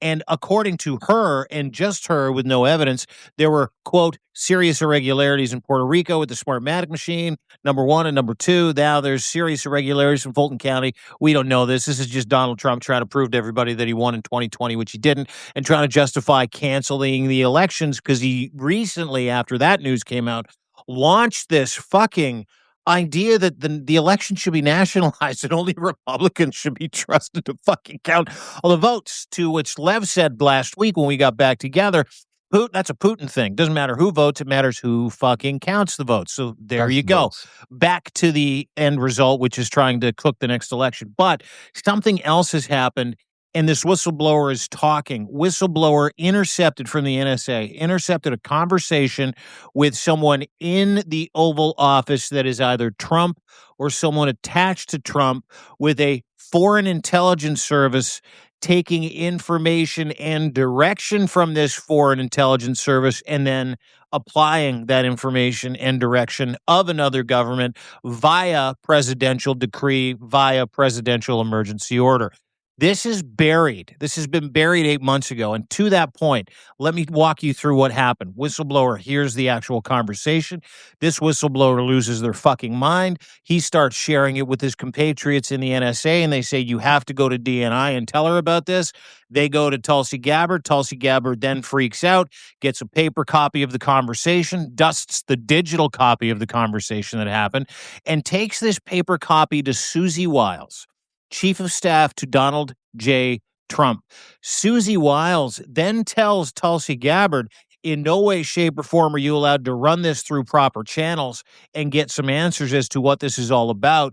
We're going to keep this in-house, and we're not going to fucking tell a soul about it. Well, that was 8 months ago. The whistleblower did not get what they wanted, which was that this information had to be run through proper channels for transparency, because it is that bad of a fucking phone call. We still don't know what was on the phone call. We can sort of imagine what might have been on the phone call. Might have been related to Ukraine, might have been related to Russia and Ukraine, and it might have had something to do with Donald Trump and Ukraine. However, and Putin. However, leave that to the side. We don't really know exactly what was in the conversation. So now the whistleblower is talking. He gave, this whistleblower is a male, gave Tulsi Gabbard and the government of the United States of America, which is captured and corrupt by Donald Trump and the rest of these fascist dickheads, till the Friday, this last Friday. Well, that came and went. Now the whistleblower is talking.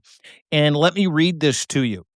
Last spring, National Security Agency detected evidence of a very unusual phone call between individual associated with foreign intelligence, a person close to Donald Trump, according to the whistleblower's attorney, briefed on the existence of the call. The highly sensitive communique has roiled Washington over the past week, was brought to the attention of Tulsi Gabbard. Instead of allowing the NSA officials to distribute the information as required, she took a paper copy of the intelligence directly to the president's chief of staff and his attorney, Andrew Bakij. One day after the meeting, Wiles Gabbard told the NSA, do not publish the intelligence report. Give all of that information going forward to the office of the president of the United States. Ladies and gentlemen, thoughts? I'm gonna I let mean, you Tulsi see Gabbard is before we let him go. she's a Russian agent. I mean, she's not even an actor. I mean, she is. As far as I can see, she takes orders. It's in a way that we've not, in her election campaign, which was trying to run for president. It's just clear that that's who she works for. She's compromised to the hilt. I mean, with Syria, with everything, she's been a disaster as a congressperson, but also as a DNI person. So it's not surprising to see her bury something. It is absolutely shocking that this conversation took place, but not surprising either. I mean, do we know that Donald Trump and his cabinet take a direction from Vladimir Putin? I mean, you don't have to be, you can see it every day. You can see it in It's the not a policy every conspiracy. single day. Yeah, yeah. Yeah, it's just you can see What I Witkoff. was I gonna mean, say, look at Witkoff but and yeah, yeah. Kushner In negotiating Iran now, on they're Iran. everywhere. They're It's like everywhere. these guys are called It's the like Russian, zealot. stooges. Anywhere there's an alleged peace deal / oil deal, that's where you'll find Witkoff and Kushner. It's like first it was Witkoff. Remember, I would scream, "You're gonna see Kushner soon. You're gonna see Kushner." Now it's twiddle-dee, twiddle. It really is. It's like, okay. it's like, if it wasn't so serious, it would be so funny to hopefully, once we get through all of this later on, we could all, when we get our democracy back, I would love to. I don't drink, but I would probably, I will guzzle down something and I will drink with you or something to celebrate because this thing is just so, I can't even tell you, man. This Well, is dude, just like talk about the constant Tulsi thing. roller What are you coaster. hearing? Are you hearing anything about what the conversation was, who it was, Yeah, what kind of no, fucking trouble she's in? Well, first of all, I didn't get a chance to because this is just breaking right now. I'm going to make phone calls when I get off of here. But I've been talking about Tulsi for a week already, just like you said. I've mentioned it even when the news came out that she was in Georgia. I broke the story, and the media hasn't discussed it fully yet. But they've already said part of why a lot of the classified information is because part of the team is John Ratcliffe from the CIA, and everything the CIA does or the DNA is classified information. So you know what I'm saying to you. And you got, obviously the DOJ with Pam Bondi. You got, Kash Patel and the FBI. It's all part of the team that Trump put together a while ago, and that is being, worked with Stephen Miller. And it's interesting that you said that 8 months ago, Susie Wiles told her to cover it up. And then all of a sudden, later, right afterwards, not too long afterwards, you saw Susie Wiles did that interview with Vanity Fair or Vogue or whatever, and that came out. And as I've been saying in my mail letter today in Substack, my sources are telling me Susie Wiles wants out. Susie Wiles is starting to see all the, trying to figure out she has, I don't know how complicit she is in a lot of the stuff that has transpired because part of her interview, if you remember, she said that it's kind of like she had a deal with Donald, like that he could get his revenge in a little bit and then, he'll stop, but he kept going and and she, something to that effect, like she was saying it to you. And that's what I'm hearing. This is just the tip of the iceberg. The fact, the important part is right now is to protect these whistleblowers. Being a whistleblower, I know, is very important because under Donald Trump's administration, just think about what they were trying to do. I mean, they hid this in the safe. They weren't allowing it to come out. They've been trying to, cover it up because of, national intelligence. But at the end of the day, the national intelligence is what's going on in the White House, what deals are being made and what is being brokered behind the scenes to allow millions all these people around the world to be dying in Ukraine, the Middle East, Iran, Palestine, what happened in Venezuela. People, so I mean, these are all stuff. This is not, coincidental. These are all interconnected parts. These are all, and this is why we talk about all these different moving parts, but it's all part of the same movie. Just from the drugs being shipped from, Colombia and all, or Venezuela, and the money being spent in Iran to be able to finance the war in Russia, to all of these in Uzbekistan. I mean, these are, I know they sound like facet, but this is how this world enterprise of organized crime to the highest level works. And, and you see countries, and now you see the reason why you're seeing it so opened up is because Donald Trump entered the fray. And Donald Trump is just blowing shit up all over the place because he doesn't belong in that world. He doesn't know that world. He doesn't know, but by being in charge of the most powerful country, the most powerful military, the most in the world. They got it. They got it, dude. The International Criminal it. Syndicate that came out of Russia that took over the United States, they own the United States.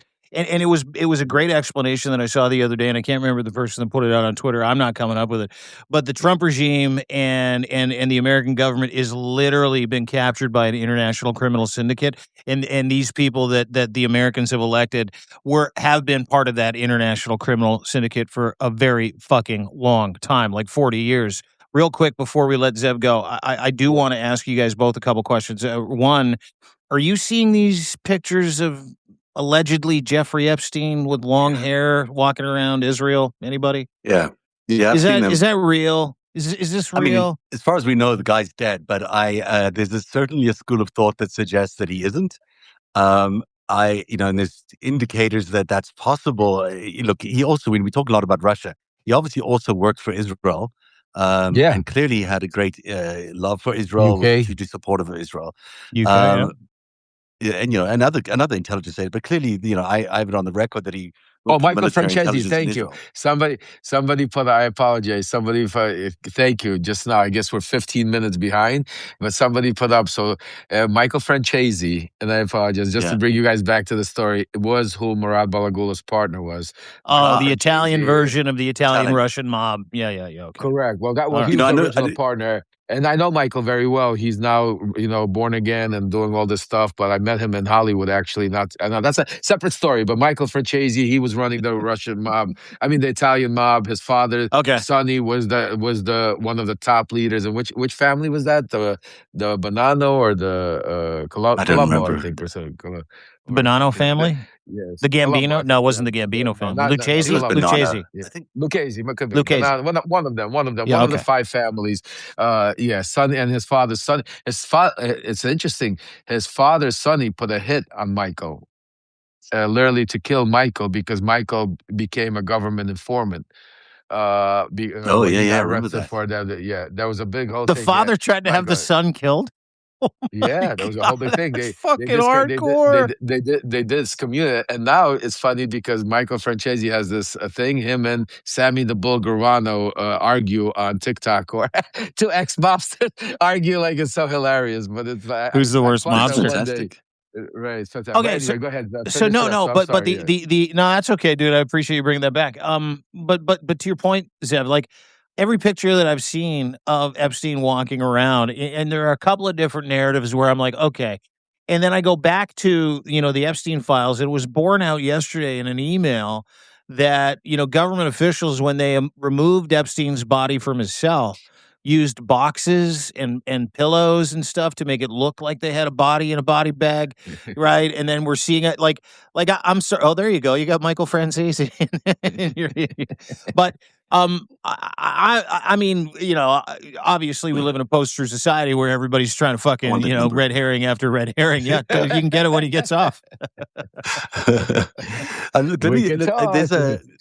the other thing is, no one ever could find the death certificate. I know Mark Epstein looked around for a long time trying to get the death certificate. Was never given it for Jeffrey Epstein. There was an autopsy, so someone must have seen a dead body, whether it was his or not. Who knows?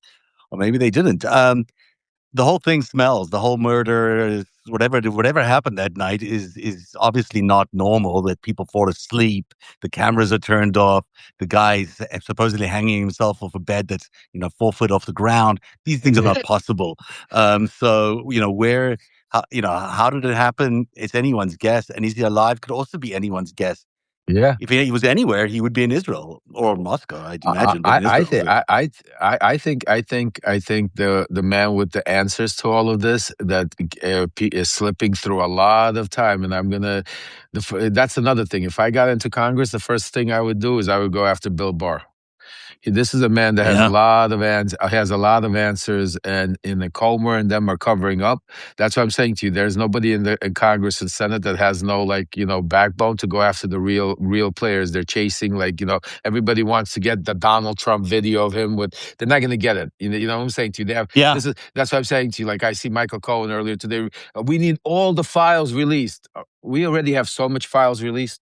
We already have so much freaking evidence. We And they're already have so so bad. much shit, and they're so bad, and there's so much shit. We don't even have to release them. Unredact them. How about this? Unredact the emails of who these people are that are talking about 9-year-old girls. Yep. You know what I'm saying to you? Like unredacted. You know what I'm saying to you? So you know. Well, and what I'm dude, saying to you let me is- just kind of hop in there too, because a couple of days ago, and Zev and I chatted about this in the Five Stack yesterday. Bill Clinton went ham. Bill Clinton was like, "Yeah, I'm gonna fucking come testify. You put that shit on TV, but fuck this. Let's have an entire public hearing." And I thought to myself, So well, that's nice, Bill. But well. you could just fucking go on television and tell your version of every parts of this story. So could so, hundreds of other fucking people. Sorry, go ahead, Lon. so so I'm gonna stop you for a second. We're gonna say goodbye to Zev. Zev, don't leave Okay. because you want to listen to this. I'm gonna bring Nick Yeah. up because we don't have too much time. But we're gonna get into. I'm gonna give you some juicy information about this whole the behind the scenes of this whole Clinton and what's going on with this testimony and who wants it, who doesn't want it. So Zev, thanks a lot, brother, for coming up. We will speak. I It's know been we got a great. lot. Nice See you, to pal. see you guys. See you Monday. Thanks, Happy man. birthdays. Thanks, buddy. Thank you so much. Cheers. Bye. There he goes. There goes my boy, There he goes. my There Zev. he was. Was Zev? He's He gone was. now. It's like Oh, my Zev, can you emotional press? support podcaster is Zev, what he press. is. Yeah, press. There he goes. Perfect. Because you know what, the system. Unless you can. This guy. Hold on. Let me get. What's his name? Nick. Nick. Where are you, Nick? Hold on. There we go.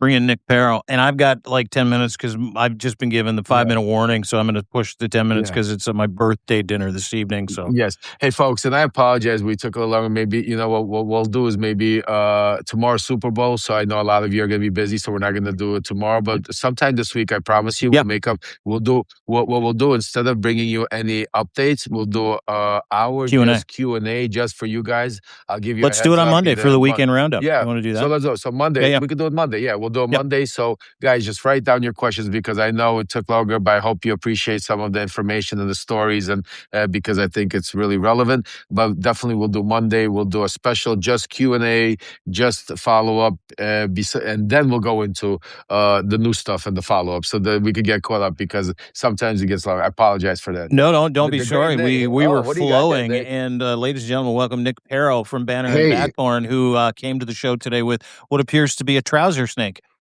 A I trouser like snake. playing with my snake sometimes. Sometimes you got to What play kind of with it snake in is it? My public son too. would love it. It's a trouser Okay. snake.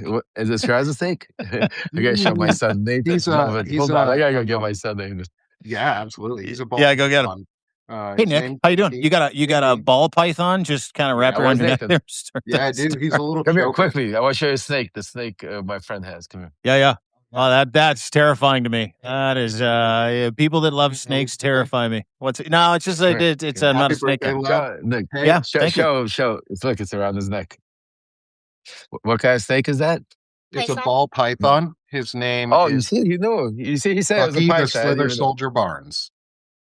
What's his name? Nathan, Bucky Slither Soldier Barnes, named after lucky the slither sold of it. Nathan's been bugging us to get a snake, but it's not going to happen. That's the closest you're going to get. So you enjoy it. Have some fun. Way to ruin the kid's dream, huh? That's as close as you're getting, kid. Absolutely. Look, Look at this you see the beautiful snake? snake. You see it? That's as close as you're going to get to it also. I love you. The kids are cute. The kids are adorable. No, well, we have two dogs, and they so a snake would be we got three dogs, so- reptiles. Oh, we got a whole and we got lots of kids also. Don't forget. Oh yeah, yeah. Hey, happy Lev birthday, Lev is a procreator of epic proportions. I learned that watching From Russia with Lev. Let me just say this. Lev loves animals and children, and he has a lot of them. And when you talk about either one of them, Lev's face just fucking beams. Yeah, He is that's a all father. funny. Yeah.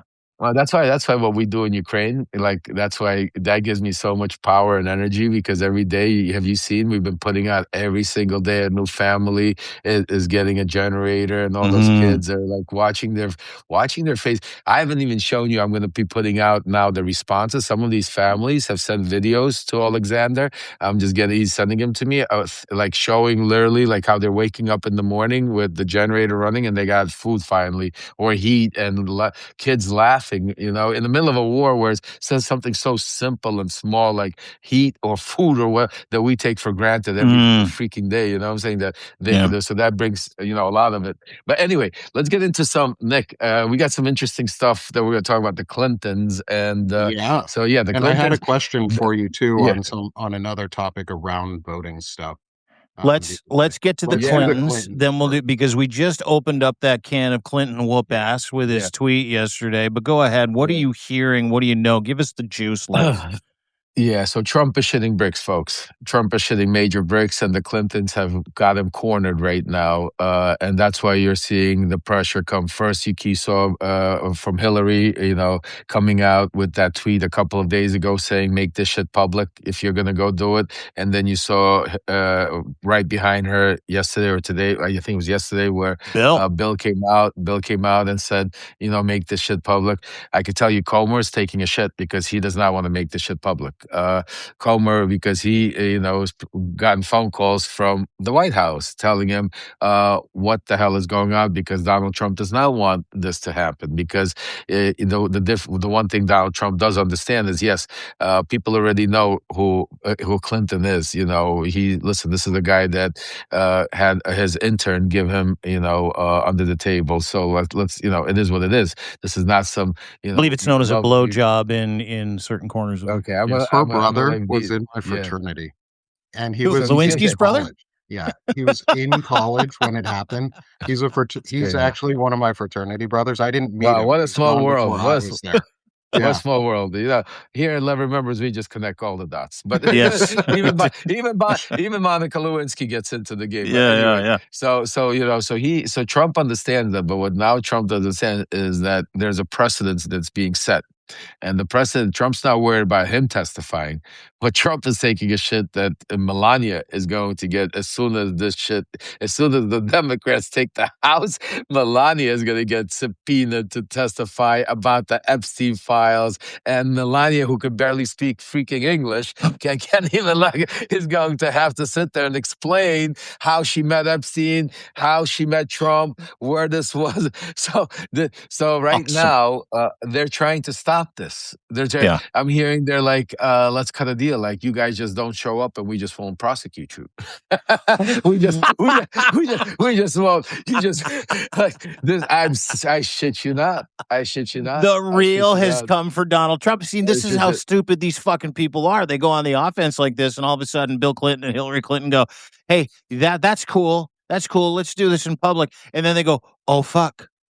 What happens if we lose the House and the Senate, and Melania has to testify about being a hooker in the Epstein world and meeting Donald Trump and getting Epstein sloppy seconds? Like, that's seriously. Do we know how old Melania actually is and how old she was when she met Trump? Like, is she part of the honeypot too? Well, we don't. That's the whole thing. We don't know who, because we know there was definitely a honeypot. Mm-hmm. We definitely know Melania was ran in those circles of when she was 19. She said that I think she even talked about herself prior, that she went first to Paris, modeling, John Luke, I think, or whatever. Yeah, John Luke Brunel was involved in her coming over from, and as well as, if I can too, Paolo Zampoli, who has been given a plum position with the Trump regime. Yep. I mean, listen, we already understand. We don't have to sit here and chew it all out. Everybody understands where Melania came from, which circle she ran with, and what's in those Epstein files. We just don't know. We just haven't seen it written down, or a text message, or an email, or hey, Melania. But we have actually, because we have seen already something come out. They just can't confirm it's that Melania. We seen a letter from Melania to Maxwell, saying that she's going to come out, but the media can't confirm it's that Melania or if a different Melania. But I would say, from what I'm hearing, they're really, really nervous and really with this whole Clinton thing, and I think we haven't seen the end of it. I don't think you're going to see it just go smoothly. I think there's because right now neither the Clintons want to testify. Trust me when I tell you, and neither does Trump want to have Melania testify. And they are both in the caught themselves in a major pickle in the media world, and both of these four individuals are right now, and Jamie Comer's in the middle. Shit, everybody's shitting. How high is his there. voice going to get during these testimonies? James Gonna Comer, be like pretty high. screeching the whole time, just like I don't know what to do anymore. Well, and if there's another voice that I can't wait to hear, it's Melania's if she does testify. Watching her read that Christmas book the other day. Santa like loves Christmas.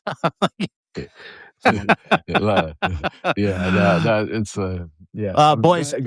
No. Listen, I'm going to let you and Nick take this home because I'm. It's birthday dinner time for me, and my dolly needs me. Go eat, Lev. I love you. I love you, Nick. Happy birthday, Run. Happy birthday to you. We'll talk to you soon. Bye, guys. Everybody, give Dean a happy birthday subscriber, pay subscriber birthday present right now. Go give it to Dean. He does so much. He works so hard. So he does. Go ahead, Nick. What is on your mind, my brother? So there is one. I'm glad that the Clintons are coming forward and saying they'll testify, whether they do or not. Like, I'm glad it's at least happening because it does set that precedent. I'm more worried about what's going on with the vote stealing and the idea of vote stealing and election interference. And we have this bill sitting in the Senate called the SAVE Act that is going to strip 86 million women, but also transgender, gay, any LGBTQ folk who's changed their name. It's going to target anyone who's basically not straight and male to limit their access to be able to vote. And I was wondering if you've heard anything about what's going on with the SAVE Act, because it's just sort of sitting there at John Thune's feet waiting to get triggered during the primaries or the midterms. Yeah, no, it's something very serious, and I wrote about that. I call the SAVE Act is literally the Steal Our Election Act, Steal Our Destroy Our Constitution Act. One of the final steps that Trump is trying to. This is part of what Tulsi Gabbard's doing with Radcliffe behind the scenes. This is part of why you saw not indictments, but what's it called? The raid in Georgia.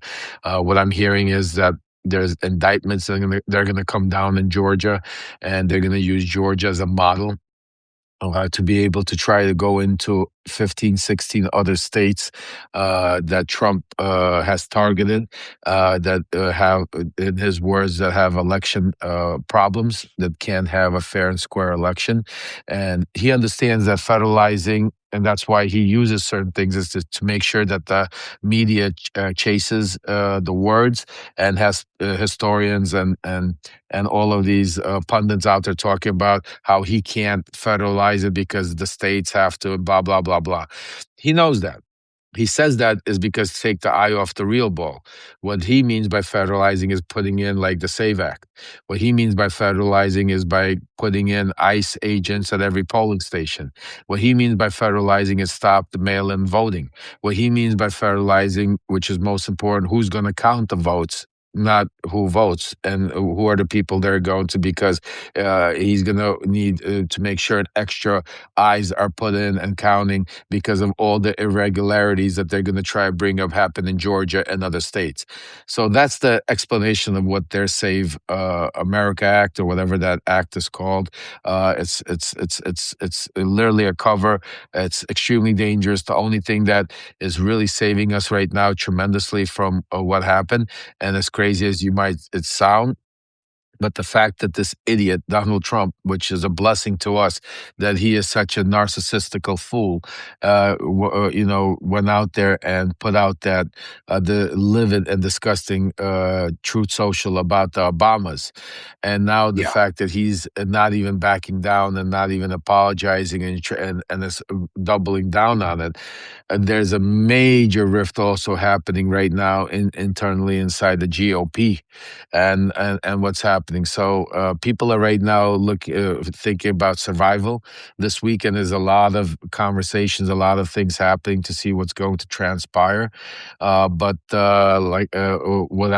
I would say, Nick, and what I would definitely give you props for, and I would and ask you to continue in your platform, but sounding the alarm, because everything we spoke about today, the most important thing is this act that they got there, Save America, whatever act, because it's basically they're trying to steal our rights and they're trying to steal the elections without having to cancel them, because he understands canceling the election could trigger literally a civil war, and he understands, and that's why he's trying to do it in a way where Americans don't realize it, and they just before they realize it, it's too late. You know what I'm saying to you? So that's why it's extremely important to keep the eye on that. But the only way I'll tell you is that we could stop them from doing this is keep putting pressure on with the Epstein files. Because, the more we have rifts in the GOP, the more we have the Republicans right now walking away and being scared, thinking of their own, political. Because remember, most of these Congress people and senators have no idea, and they're not part of the Donald Trump basically steal elections and we're going to be in control. A lot of these people worry about their own seats, even if Donald Trump stays in control, because Donald Trump today likes you, tomorrow, if you don't agree with him or you don't vote his way, you're excommunicated from the, what I'm saying to you, you have death threats coming at you. So these You people become a understand Marjorie that. Taylor Greene. Correct. Exactly. So definitely, that's what I'm hearing, and it's very serious. And I think that's a great way to end our show on this on that topic, because everybody make sure give Nick Barrow a follow. He's doing some incredible work. Nick is part of my team. We have a lot of things lined up going forward. Can't announce everything, but I could tell you this much: this is a year of action. No more reaction. No more just talking. For all the doubters out there, they're going to see what takes place, because it's time. Like I say, enough is enough. Enough is enough. It's time to take our country back. Time to take our democracy back. It's time to take America back and get our country back where it was. Right, Nick? Yeah, as I say, or the acronym I like is RISE. It's reclaiming integrity, service, and ethics in the American ethos, and that's what we're doing. And for those who ask, Love it. the SAVE Act is the Safeguard American Voter Eligibility Act. Yep. It's guised as a immigration to prevent immigrants from or illegal immigrants from voting, but it's to hurt women, to hurt trans people, to hurt the gay community, to hurt anyone who is not straight, white, and male, and or landowning property owner, because this is the new Confederacy. Donald Trump is a KKK president. You can see that with the racist attack that he had on the Obamas. That Yep. was Confederacy propaganda. These are Jim Crow era laws. So we're bringing back the old Confederacy is what they want. And how women is if your name has changed since your birth, you have to re-register to vote if you move, or pretty much anything. So check your voter registrations. Melissa Corrigan puts out a lot of really good information around the SAVE Act and what you can do to safeguard yourself as someone who has a name change, but also what it's going to take to prevent it, because that's the big question. How do we stop these from happening?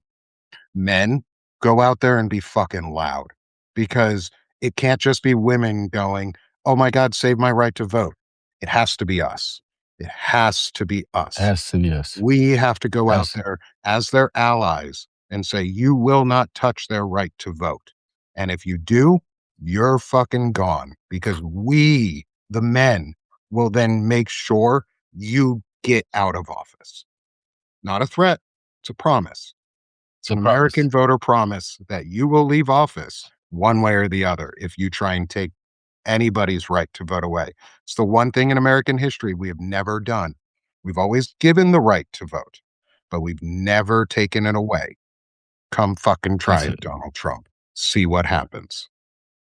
That's right. I love Nick. Nick, everybody give Nick a follow. Make sure Backbone, and if you can, become a paid subscriber. Independent journalism is number one right now, and this is part of our team, folks. These are people that are really out there doing whatever they can to exploit, to get you the information to be able to save our democracy. Nick, brother, love you, man. Stay strong, keep it up, and I'll talk to you later. Can you disconnect because I can't? Yeah, For some reason, absolutely. and then I'll go. But have a wonderful day, brother. Continue You having a great too. weekend. Keep up the fight. Happy birthday and have a great weekend. Keep up the fight, everyone. Thanks, y'all. Thanks, Lev. Thank you, Nick. Everyone, I just want to thank you all for sharing the past couple of hours here. I want to do a special shout out and a special happy birthday to Laura Kay. I didn't forget you, Laura. Laura is one of our not only supporters, she's one of our subscribers, she's one of our family here. Laura Kay is always on every I see you, and we share a birthday together. So happy birthday, Laura Kay. Everybody wish Laura Kay a happy birthday. I'm sorry it's belated. I was going to wish you a happy birthday yesterday, but my wife did not let me go out live, so today, happy birthday. And for all of you that belated birthdays or coming up, please let's do start a routine or start a new here in our Lev Remembers family. If it's your birthday and we're doing a live or something, let us know because we are part of a family, so we could let you share it and we could let you. It's a great feeling to have all of us to be able to get a lot of happy birthday feelings, and sometimes we don't have a lot of people out there, and so we are one big family. So if it's your birthday, from now on, the Lev Remembers, when we're doing a live, you better let us know so we could all celebrate here and wish you a happy birthday and a special one. For all of you folks, otherwise, there's a lot going on. I don't know. We might be going live later. We might be going live tomorrow. Hopefully not. Tomorrow's a Super Bowl. Hopefully we could all take some time off and watch a little bit of America's game. Also, I wanted to let you know that you saw for those of you that joined late, I will be putting it out in the next 30, 40 minutes. Very important. Couple of things I ask each and every one of you to do is to spread this far and wide. You don't have to become a paid subscriber to do that. You don't have to contribute to any of our platforms to do that. Being just a subscriber, sharing the message, bringing people that can maybe become paid subscribers or contributing. That's the number one thing. That's why. But for those of you that can and are paid subscribers, God bless you. It's not only helps support the platform, but also with the way the algorithms work, it allows basically, and I'm learning this, as you could see, I'm an old time guy, do not know this new time stuff, but the more paid subscribers you have, obviously financially it's beneficial, helps, but also it helps with the algorithms. It helps with the getting out. So if you can, if you have a choice of doing one or the other, the $8 paid subscriptions, I promise you, it'll be worth the best money you've spent information-wise, cheaper than a cup of coffee. And then obviously, yes, supporting our GoFundMes, our platforms is extremely important because I don't have corporations. I'm not going to take money from any. And I've been offered, I'll be honest with you guys, there's a lot of people coming out of the woodworks and are offering me, different type of deals to do platforms. I'm not going to do it. Not planning it, not starting it. This is not a business for me. This is personal to save our democracy. And so I just wanted to make it clear. So everything we do is going to be grassroots. Everything I do is grassroots. Part of, what I'm trying to get out is, tell these people in Congress they got to get, this foreign money out of there. So I'm obviously not going to start taking any corporate or money. So all of your donations, all of your contribution means so much to me, and I want to thank you. But the important things I need you to do today is sign the Epstein petition because, and it's out here. It's extremely important, that Epstein petition, because we already have over 17 or 18,000 signatures. Incredible. Keep going, because February 11th, I'm going to be in Washington, D.C. I'm going to hand deliver it to Congresswoman Crockett, also Congressman Raskin and others. I want to show them how loud our voice is and how we're demanding, and we're adding names to it. that are significant in being able to get subpoenaed to get there, so we could start getting answers. Also, very importantly, we're going to put together a package by our team here, from the Zev Shalev, Ellie Leonard, Kate Justice, the Krasenstein brothers, and if I'm missing somebody, I apologize so much more. But the team is putting together an incredible package that I'm going to hand deliver to them. So, folks, make sure you sign the Epstein petition, become a volunteer at Lev PTTP, because this is a grassroots movement. And next week, we're going to start putting action towards. So it's time.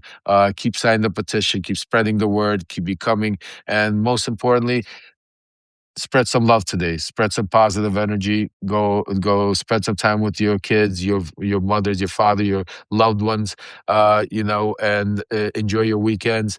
And tomorrow, I don't know who you guys will be rooting for, but we're going to be going for the Seattle Seahawks because we're New York Jets fans.